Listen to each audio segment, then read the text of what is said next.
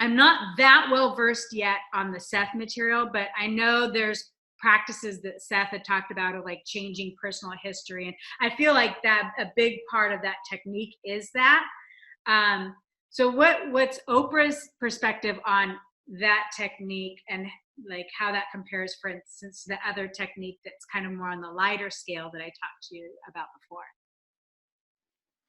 So we see this as a with your client's permission, you are basically stepping in as their inner being for just a moment in time and doing for them what their inner being is capable of doing for them all the time, Mm-hmm. so that they get a visceral experience. What is this like to say, I am where I am without getting stuck in the story? Mm-hmm. What is it like to see, to understand, to perceive, to allow the pattern of these various moments in history?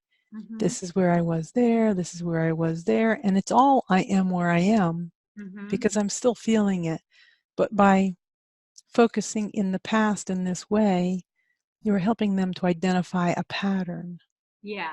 which the inner being could do, but if they cannot hear their inner being, it's of limited use to them consciously. So you are stepping in with their permission and showing them all this and taking them through this process, leading all the way up to the pre-paving. Mm-hmm. Only instead of pre-paving the future, you're pre-paving the past. Yeah. This is very effective, very helpful, very uplifting. Our question to you would be, are they more capable of hearing their inner being after this process is over? We guess yes. Yes.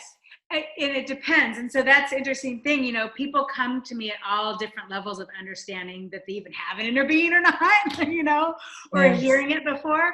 And so I guess it all depends on their starting point with me.